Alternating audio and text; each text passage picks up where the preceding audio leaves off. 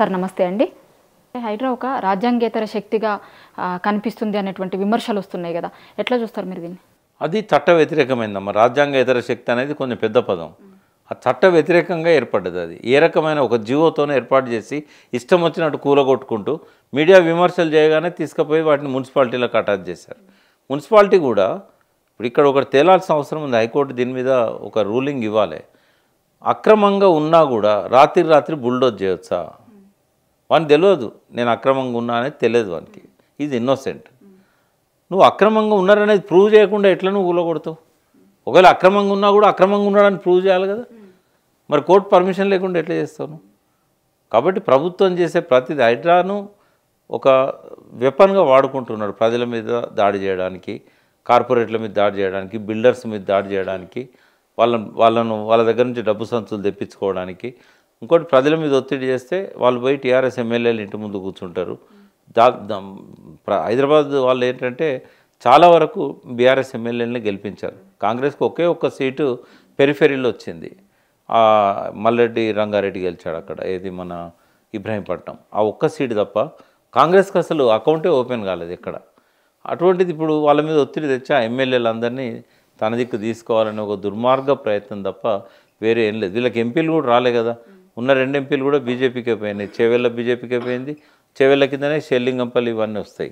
ఇంకోటి మేడ్చల్ మల్కాజ్గిరి. హైదరాబాద్ ఎట్లాగో ఓవైసీకే పోతుంది. కాబట్టి వీళ్ళ కాంగ్రెస్ పార్టీకి ఎమ్మెల్యేలు లేరు, ఇక్కడ ఎంపీలు లేరు. కాబట్టి ప్రజల మీద వాళ్ళు మరి ఓటైనందుకు వాళ్ళ మీద చేస్తున్నాడా దుర్మార్గం? మరి ఒకవేళ బీఆర్ఎస్ ఓటేషన్లు కాబట్టి బీఆర్ఎస్ ఎమ్మెల్యేలను పార్టీలోకి రాబట్టుకోవడానికి చేస్తున్నాడా అనేది ఆయనే చెప్పాలి.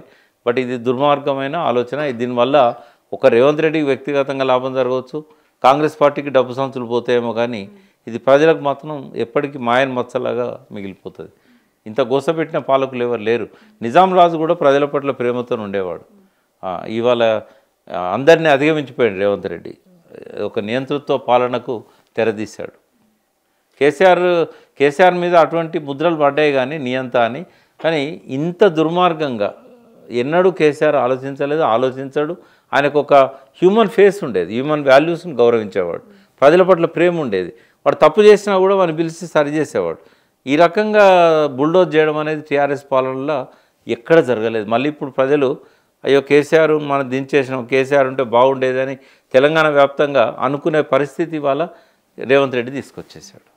మామూలుగా 100 మంది దోషులు తప్పించుకున్న ఏం కాదు, కానీ ఒక నిర్దోషికి మాత్రం శిక్ష పడొద్దు అనేటువంటిది ఇవాళ అందరూ చాలా మంది బాధితులు చెప్తారు. అసలు మేము ఏం తప్పు చేసినాం, ఎందుకని ఇంత పెద్ద శిక్ష విధిస్తుంది ప్రభుత్వం అంటే ప్రభుత్వం దగ్గర ఉన్నటువంటి ఆన్సర్ ఏంది? అసలు వాళ్ళ దగ్గర ఏం ఆన్సర్ లేదు. అందుకే బెదిరించి బ్లాక్మెయిల్ చేసి రాత్రి శనివారం ఆదివారం దొంగతనంగా ఎందుకు పోవాలమ్మా?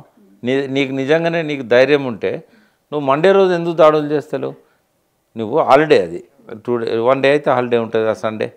మరి రంగనాథ్కి హాలిడే వద్దా? లేకపోతే అందులో పనిచేసే స్టాఫ్కి హాలిడే వద్దా? జిహెచ్ఎంసీ అధికారులకు హాలిడే వద్దా? నువ్వు హాలిడే రోజు ఎందుకు టార్గెట్ చేస్తున్నావు అంటే కోర్టు పోయి స్టేలు తెచ్చుకుంటాను. ఈ ప్రభుత్వం ఇట్లా ఆలోచించవచ్చా? అది ఆయన సొంత జాగిరా రేవంత్ రెడ్డిది? తప్పు కదా. ఎంతో కొంత నాకు ఈయన ఎదిగే మనిషి, ఇప్పుడే ఏమనొద్దు, ఈయన కొంచెం ఎదుగుతాడేమో, కొద్దిగా పరిపక్వత వస్తుందేమో అని అనుకున్నాం. కానీ రోజుకి ఇంకా ఒక కార్పొరేటర్ లాగా ఆలోచిస్తున్నాడు రేవంత్ రెడ్డి. తప్పు కదమ్మా. అట్లా ఒక ముఖ్యమంత్రి స్థాయిలో ఉండే వ్యక్తి ఇంత చట్ట వ్యతిరేకంగా, తెలియకపోతే అడ్వకేట్ జనరల్ని కూర్చోబెట్టుకోవాలి, లాయర్స్ ఉన్నారు, ఇట్లా దాడులు చేయడం తప్పు అని వాళ్ళనే చెప్పాలి. ఇది హైకోర్టు సుప్రీంకోర్టులో వదిలిపెట్టాయమ్మా వీళ్ళని. ప్రతి దాడికి నష్టపరిహారం చెల్లించాల్సి వస్తుంది. అందుకే ఎక్కడికక్కడ నేను అందరికి అప్పీల్ చేసేది మీ ద్వారా లీగల్ ఎయిడ్ కమిటీస్ ఏర్పాటు చేసుకోవాలి. ఎంతోమంది అడ్వకేట్లు స్వచ్ఛందంగా వాళ్ళకి సపోర్ట్ చేయడానికి ముందుకు వస్తున్నారు. రాజకీయ పార్టీలు కూడా లీగల్ ఎయిడ్ కమిటీస్ని వాళ్ళకి ఏర్పాటు చేసి ఎక్కడ దాడులు జరిగే అవకాశం ఉంటే అక్కడ ముందే స్టే తీసుకోవాలి. నోటీసులు రావు, నోటీసులు వస్తాయని ఎక్స్పెక్ట్ చేసి ముందే పోయి కూలగొట్టకుండా ముందస్తు స్టేలు తీసుకోవాలి. ఒక భయానక వాతావరణాన్ని కల్పించాడు కాబట్టి న్యాయమూర్తులకు కూడా తెలుసు హైదరాబాద్లో ఏం జరుగుతుంది. రోజు పేపర్లు చూస్తున్నారు, సోషల్ మీడియా చూస్తున్నారు. కాబట్టి సువమోటోగా కూడా వాళ్ళు కొన్ని ఇన్సిడెంట్స్ని ఆపడానికి వాళ్ళు వాటిని సువమోటో కేసెస్గా తీసుకోవాలి. పేపర్ కటింగ్స్ని, యూట్యూబ్ క్లిప్పింగ్స్ని కూడా వాళ్ళు పరిగణలోకి తీసుకొని దాని మీద వాళ్ళు కేసులు నడపాలి. సో న్యాయ వ్యవస్థ యాక్టివేట్ అయ్యి ఇతర రాజకీయ పార్టీలు కూడా యాక్టివేట్ అయితే దీన్ని ఆపడం సాధ్యమవుతుంది. ఇందాక మీరు మీడియా క్లిప్పింగ్స్ అన్నారు కాబట్టి ఈ సబ్జెక్ట్ వచ్చిందని అడుగుతున్న ఈ క్వశ్చన్. నిన్న మొన్న కొంతమంది మంత్రులు, ప్రభుత్వంలో ఉన్నటువంటి మంత్రులు చెప్తున్నారు, చూపించొద్దు, ఇట్లాంటివి చూపించినటువంటి వాళ్ళ మీద కూడా కేసులు పెడతాము అనేటువంటి వాదనకు దిగుతున్నారు. వాళ్ళు నిజంగా కేసులు పెట్టవచ్చా? అట్లా పెట్టరాదు. ఎందుకంటే మీడియా ఎప్పుడు కూడా ప్రజల పక్షాన ఉంటుంది. ప్రజల పక్షాన ఉన్నప్పుడు ప్రజల మీద జరుగుతున్న దాడులను ఖండించడంలో ముందు మీడియానే ఉంటుంది. వాళ్ళకి అవేర్నెస్ని క్రియేట్ చేయడం కూడా మీడియానే చేస్తుంది. మాలాంటి వాళ్ళు మాట్లాడిన మాటల్ని కూడా వాళ్ళకి కమ్యూనికేట్ చేసేది మీడియానే. మీడియా ఏకపక్షంగా తిట్టే వార్తల్ని ఇయ్యదు కదా, ప్రభుత్వ అధికారులు చెప్పేటి కూడా వింటుంది కదా. ఎన్నో సోషల్ మీడియా ఛానళ్ళల్లో ఇవాళ హైడ్రా రంగనాథ్ గారు మాట్లాడడం నేను చూశాను గంటల కొద్దీ. అంటే మీడియా ఏకపక్షంగా దాడులు చేసిన దాన్నే చూపెడితేనేమో అది తప్పు అవుతుంది. బట్ ఇంపార్షియల్గా రెండు వైపుల నుంచి కూడా చూపెడుతున్నారు. వీళ్ళ వివరణ ఇస్తున్నారు, వాళ్ళ బాధలు చెప్పిస్తున్నారు. కాబట్టి అది ఆ మంత్రికే వదిలేయాలి. ఏ మంత్రి అయితే ఇట్లాంటి అపరిపక్వతతో మాట్లాడిండో అది తప్పది, అట్లా మాట్లాడకూడదు. సోషల్ మీడియాకు కానీ, మీడియాకు కానీ, మెయిన్ స్ట్రీమ్ మీడియాకు కానీ ప్రజల పక్షాన ఉండే బాధ్యత ఉన్నది. కాబట్టి వాళ్ళు చేసేది ఆపే ఏ ప్రయత్నమైనా అది తప్పు అవుతుంది. సహజ సూత్రాలకు అది అవరోధం కల్పించినట్టు అవుతుంది తప్ప అట్లాంటి వాటిని మనం ఎంకరేజ్ చేయకూడదు. ఈ మంత్రులు అన్న మాటల్ని ఉపసంహరించుకోవాల్సి ఉంటుంది. మీడియా స్వేచ్ఛను గౌరవించాల్సి ఉంటుంది. మామూలుగా ఇప్పుడు హైడ్రా ఏర్పడ్డప్పటి నుంచి కూడా చూస్తే దాదాపు 1-2 నెలల నుంచి జరుగుతున్నటువంటి అన్నీ చూస్తే వేటినైతే కాపాడాలి అనే ఉద్దేశంతో తీసుకొచ్చిరో హైడ్రా, దాంట్లో సక్సెస్ అయింది అనుకుంటారు. ఎందుకంటే ఒక వారం ఒక దగ్గర చెరువును కొడుతుర్రు, ఇంకొక వారం పోయి ఇంకొక దగ్గర చెరువును కొడుతుర్రు. నిజంగా చెరువుల పరిరక్షణ దాంతోనే ఏర్పడితే కనుక ఒకదాన్ని కేస్ స్టడీగా తీసుకొని ఒక చెరువు చుట్టుపక్కల ఉన్నటువంటి వాటిని మొత్తం కొట్టిన తర్వాత దీన్ని మేము చేసాము, దీనికోసం ఏర్పాటైంది హైడ్రా అని చూపించేటువంటి అవకాశం ఉంది. కానీ అక్కడక్కడ కొన్నింటిని బుల్డోజర్లతో కూలగొట్టుకుంటూ పోతురు. అంటే దీని ఎట్లా అనిపిస్తుంది మీకు? ఇది వీళ్ళు జలాశయాలను కాపాడరమ్మా. ఇప్పుడు ఈ ఏవైతే ఖాళీ చేస్తున్నారో ఇవన్నీ కార్పొరేట్లకు ఇస్తారు, కంపెనీలకు ఇస్తారు, యాక్షన్ పెట్టి అమ్మేస్తారు. బట్ డబ్బులు లేవు కదా, గవర్నమెంట్ దగ్గర ఊకే చెప్తున్నాడు కదా ఖజానా ఖాళీ అని. ఇప్పుడు దాన్ని హెచ్ఎండిఏకు ట్రాన్స్ఫర్ చేస్తారు. హెచ్ఎండిఏకి ట్రాన్స్ఫర్ చేసి టీఎస్ఐఏసీకి ట్రాన్స్ఫర్ చేస్తారు. టీఎస్ఐఏసీ ఏం చేస్తారు? టీజీఐఏసీ. ఈ టీజీఐఏసీ యాక్షన్ పెడుతుంది. యాక్షన్ పెట్టి 1,00,000 గజమో 2,00,000 గజమో వాళ్ళు అమ్ముతారు. ఈ ఖజానాకు డబ్బులు తీసుకోవడానికి, కార్పొరేట్లకు మేలు చేయడానికి ఇదంతా ఖాళీ చేస్తున్నాడు తప్ప ఆయన సదుద్దేశంతో చేస్తున్నది కాదు. రెండవది, ఇప్పుడు ఒకవేళ నువ్వు నిజంగానే జలాశయాలను కాపాడాలనుకుంటే చట్ట ప్రకారం పోవాలి కదా. ఇప్పుడు ఎఫ్టీఎల్ ఏది అనేది ఎట్లా నిర్ధారణ చేస్తావు? ఇంకోటి, అందులో ఉన్న బిల్డింగ్స్ అన్నీ ఒకవేళ సుప్రీంకోర్టు జడ్జిమెంటు వాటర్ బాడీస్ మీద ఏదైతే వచ్చిందో 90sలో దానికంటే ముందు కట్టిన అయితే వాటి చట్టబద్ధత ఉంది కదా, నువ్వు ఎట్లా కూలగొడతావు? తర్వాత ఎఫ్టీఎల్ నువ్వు ఇప్పటివరకు ఫిక్సే చేయలే కదా. ఫిక్స్ అయినప్పుడు రంగనాథ్కి ఎట్లా తెలుస్తుంది ఎఫ్టీఎల్ అని? పోలీసులు పోయి నిర్ధారణ చేస్తారా ఇది ఎఫ్టీఎల్ అని? లేకపోతే బుల్డోజర్ డ్రైవర్ డిసైడ్ చేస్తాడా? విచారణ ఏది? ఏ చెరువు ఎఫ్టీఎల్ ఎక్కడున్నదని ఇరిగేషన్ అధికారులు ఎవరు చూపెట్టారు నీకేం తెలియదు కదా. ఫిరంగి నాల మీద జనవాడలో కేటీఆర్ ఫామ్ హౌస్ కట్టకుండా అని చెప్తివి, ఫిరంగి నాల గక్కంటుందా? ఆ నాల ఎక్కడన్నదో తెలియదా, అది ఎక్కడి నుంచి ఎడిపోద్దో తెలియదా, బఫర్ జోన్లు ఏందో తెలియదు. బఫర్ జోన్ అన్నిటి కామన్ ఉండదు. ఆ చెరువు కట్ట ఎత్తును బట్టి బఫర్ జోన్ డిసైడ్ అవుతుంది. ఏం తెలియదు ఇష్టం వచ్చినట్టు బుల్డోజ్ చేసి అందరిని ఇబ్బందులు పెట్టడం అనేది ఇది అనాగరికం అని అంటారు. చట్ట వ్యతిరేకం, అనాగరికం, మూర్ఖత్వం. బుద్ధి చెప్తారు ప్రజలు తప్పకుండా. మొత్తం ఓవరాల్ ఇన్సిడెంట్లో అసలు ఒక ప్రాసెస్ ఎందుకు ఫాలో అవ్వట్లేదు? ప్రభుత్వం చేయాలనుకుంటున్నటువంటి దానికి ఒక ప్రాసెస్ని ఎందుకు ఫాలో అవుతలేదు అని అందరూ బాధితులు కావచ్చు చాలామంది అడుగుతున్నటువంటి ప్రశ్న. ఎందుకు అసలు ఒక ప్రాసెస్ ఫాలో అవ్వట్లేదు? ఈ ప్రశ్న అడగాల్సింది హైకోర్టు అమ్మ. ఎందుకంటే చట్టాల గురించి తెలియని వ్యక్తి, చట్టాలను గౌరవించని వ్యక్తి, ఎన్నడూ కూడా ఒక మంత్రిగా కూడా బాధ్యతలు నిర్వహించని వ్యక్తి ఈ ముఖ్యమంత్రి అయితే, అధికారులంతా గులాములు అయితే జరిగేది ఇదే. కనీసం అధికారులన్నా, కలెక్టర్స్ అన్నా చెప్పాలి, సార్ దీనికి చట్టాలు ఉన్నాయి, వాటిని గౌరవించాల్సిన బాధ్యత మనకు ఉంది, ఇది తప్పు. రేపు కులగొట్టే అధికారుల మీద కూడా కేసులు అవుతాయి. న్యాయస్థానం ఒక రేవంత్ రెడ్డిని అని ఊరుకోదు. దాన్ని అమలు చేస్తున్న మున్సిపల్ కమిషనర్స్ని, హైడ్రా రంగనాథ్ గారిని అందరినీ కూడా అక్యూజ్డ్ చేస్తుంది. ఇప్పుడు జ్యుడిషియల్ యాక్టివిజం అనేది రావాలి. అంటే మేధావులు, ప్రజాస్వామ్యవాదులు, పర్యావరణవేత్తలు, ప్రతిపక్ష పార్టీలు ప్రజలకు అండగా ఉండి లీగల్ ఎయిడ్ కమిటీస్ చేస్తూ ప్రతి దాని మీద రిట్లేయాలి, ప్రొటెక్షన్ తీసుకోవాలి. ఆ బస్తీలకు కానీ 58, 59 జియో కింద రెగ్యులరైజ్ అయిన వాటన్నిటికీ కోర్టు ఫేవరబుల్ ఆర్డర్ ఇస్తుంది. తర్వాత సుప్రీంకోర్టు జడ్జిమెంట్ కంటే ముందు నిర్మించబడ్డ కాలనీస్ కానీ వాళ్ళకు ఎలక్ట్రిసిటీ బిల్ ఆధారంగా, మంచినీటి కనెక్షన్ల ఆధారంగా, పాత శాటిలైట్ ఫిలిమ్స్ ఆధారంగా వాటన్నిటికీ కోర్టు స్టేలు వస్తాయి, అన్నిటికీ ప్రొటెక్షన్ వస్తుంది. పబ్లిక్ ఇంట్రెస్ట్ లిటిగేషన్స్ కూడా సంఘాల వాళ్ళు వేయాలి, ప్రజా సంఘాల వాళ్ళు, అందరం వాళ్ళకు అండగా నిలవాలి. ఈ దుర్మార్గమైన చర్య, దాన్ని ఎవ్వరు కూడా సమర్థించట్లేదు. ఇంకొకటి చాలా మందికి ఉన్న ప్రశ్న, చాలా మంది కూడా ఇప్పుడు కూలగొట్టినటువంటి వాళ్ళు కావచ్చు, మార్కింగ్ చేసినటువంటి చాలా మందికి ఉన్న ప్రశ్న, చాలా మంది బ్యాంకు లోన్లు తీసుకొని ఇల్లు కట్టుకున్నారు. ఇప్పుడు బ్యాంకు లోన్ల పరిస్థితి ఏంది? లోన్లు కట్టాలన్నా, మా ఇల్లు లేకపోయినా లోన్లు కట్టాలన్నా అనేటువంటిది చాలా మంది ఉన్న ప్రశ్న. బ్యాంకు రూల్స్ ప్రకారం ఏంటంటే హైపోతికేట్ చేస్తారు ఆ ఇల్లును. వాళ్ళు పైసలు కట్టినప్పుడు దాన్ని యాక్షన్ పెట్టి డబ్బులు వసూలు చేసుకుంటారు. ఇల్లే లేదు కాబట్టి బ్యాంకులు నష్టపోతాయి. వీళ్ళు అక్కడ నుంచి వెళ్ళిపోతారు కదా, వాళ్ళు ఎక్కడంటారో వీళ్ళకి తెలియదు. ఒకవేళ ఆధార్ కార్డు నుండి వెతకాలన్నా కూడా అడ్రస్లు ఇక్కడే ఉంటాయి, పాత అడ్రస్లే ఉంటాయి. అతి కష్టం మీద వాళ్ళని పట్టుకున్నా కూడా రికవరీ చేసుకోవడానికి వాళ్ళ దగ్గర ఏముండదు. ఎక్కువ మంది పేదలు మధ్యతరగతి వాళ్ళే. అట్లా ఏదైనా గవర్నమెంట్ జాబో అదో ఏదో ఉంటే అటాచ్మెంట్ తీసుకుంటారు. ఏ ఆధారం లేని వాళ్ళు బ్యాంక్ లోన్లు కట్టకపోయినా వాళ్ళని పట్టుకొని చేసేది ఏం లేదు. బట్ లయబిలిటీ మాత్రం ఉంటుంది. ఇల్లు లేనప్పుడు తీసుకున్న లోన్ కట్టే బాధ్యత మాత్రం ఆ వ్యక్తికి ఉంటుంది. బట్ బ్యాంకు వాళ్ళు నిస్సహాయులు అవుతారు. ఎందుకంటే వీళ్ళు దొరకరు, వీళ్ళకి ఎటువంటి ఆధారాలు ఉండవు, రికవరీ చేసుకోలేని పరిస్థితి ఉంటుంది. కాబట్టి అల్టిమేట్గా బ్యాంకులు నష్టపోతాయి. బ్యాంకులు నష్టపోతే ఏం జరుగుతుంది తెలుసా? బ్యాంకులు లాభాల్లోకి రావడానికి ఇంట్రెస్ట్ రేట్లు పెంచుతాయి. అంటే ఎవరైతే నిజాయితీగా పన్నులు కడుతున్నారో, ఎవరైతే బ్యాంకులలో డబ్బు దాచుకుంటున్నారో వాళ్ళు దాచుకున్న డబ్బుకి ఇంట్రెస్ట్ తగ్గుతుంది, వాళ్ళు తీసుకునే అప్పులకి ఇంట్రెస్ట్ పెరుగుతుంది. Personal loans, housing loans. కాబట్టి ఈ భారం అంతా సమాజం మీద, బ్యాంకులను అప్రోచ్ అయ్యే ప్రతి వ్యక్తి మీద పడుతుంది. కాబట్టి ఒకదానికోటి ఆ ఎఫెక్ట్ అనేది ఉంటుంది.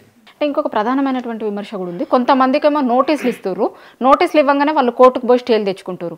కొంతమందికేమో అసలు నోటీసులు ఇవ్వట్లేదు, డైరెక్ట్గా పోయి అంటే హైడ్రా ముందస్తుగా నోటీసులు ఏమి ఇవ్వదు అనేటువంటిది చెప్తారు. కొంతమందికి నోటీసులు ఇస్తారు, కొంతమందికేమో నోటీసులు ఇస్తారు. ఎట్లా చూస్తారు దీన్ని? అంటే ఈ బంగ్లాలు, పెద్ద పెద్ద బిల్డింగ్స్ ఉంటాయి కదా, వాళ్ళు నోటీస్ ఇవ్వగానే డబ్బు సంచులు పట్టుకుపోయి మేనేజ్ చేసుకుంటారు. వీళ్ళే చెప్తారు వాళ్ళకి, మీకు నోటీస్ ఇచ్చింది మీరు స్టే తెచ్చుకోమని, మీరు ఇక్కడ మేనేజ్ చేసుకోండి, అక్కడ పోయి స్టే తెచ్చుకోండి అంటారు. అండర్స్టాండింగ్ ఇది.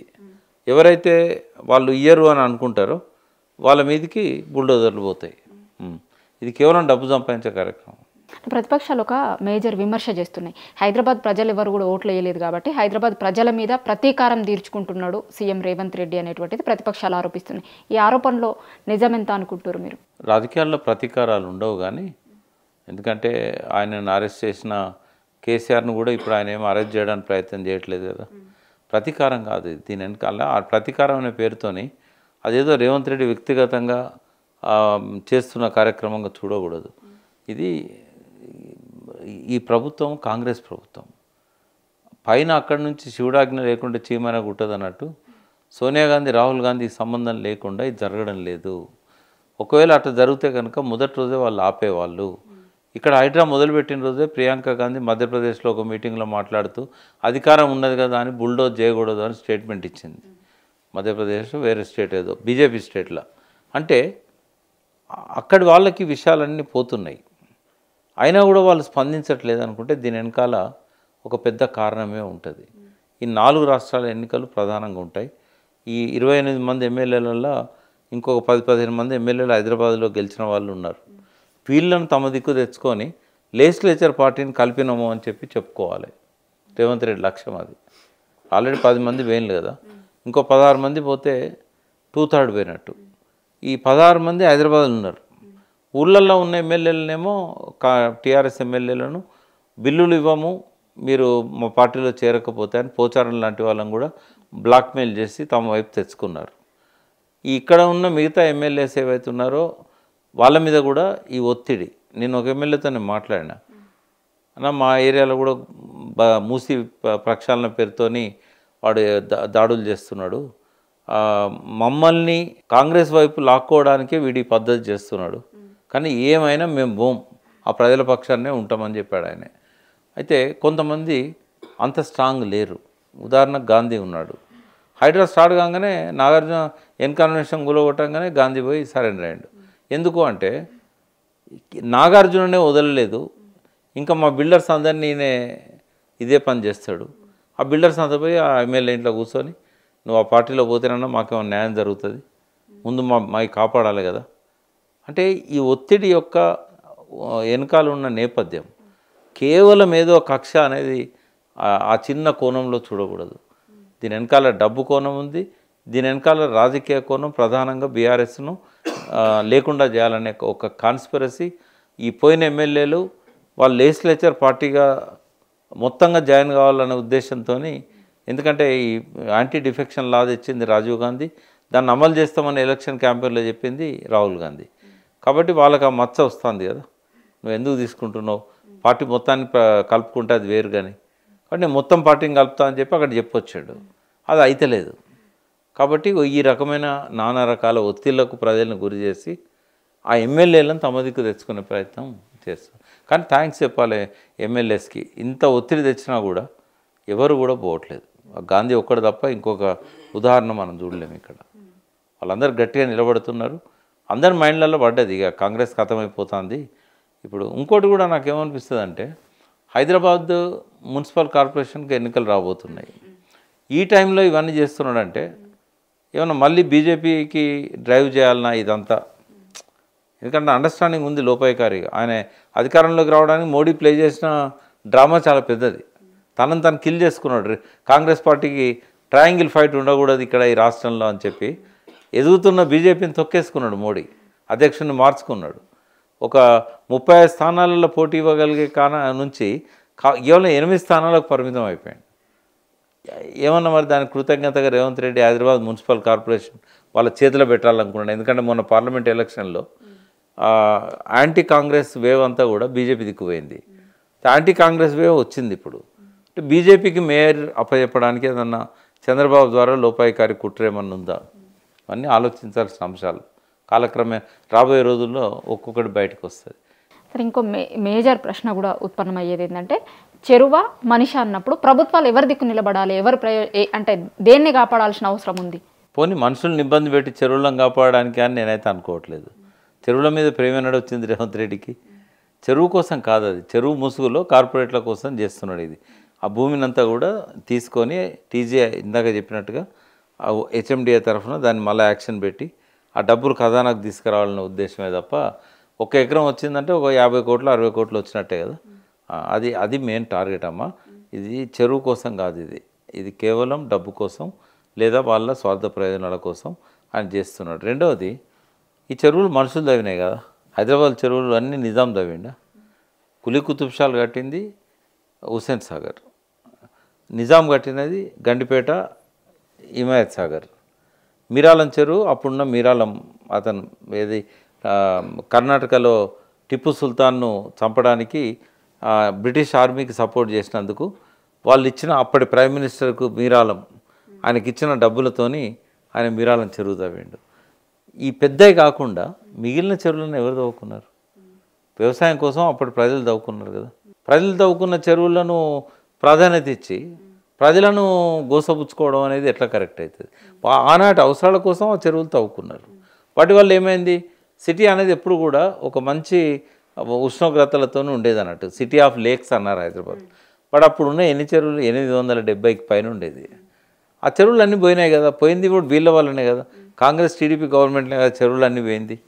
ఇప్పుడు అవన్నీ రివైవ్ చేయడం సాధ్యం కాదు.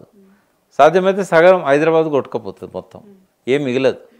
మరి అది కాదని తెలిసిన తర్వాత ఇది వృధా ప్రయాస కాదా? ఉన్న వాటిని, అందుకే కేసీఆర్ గారు ఏమనుకున్నారు, ఉన్న చెరువులను కాపాడదాం, మళ్ళీ ఫర్దర్గా ఇవి ఎంక్రోచ్ కాకుండా.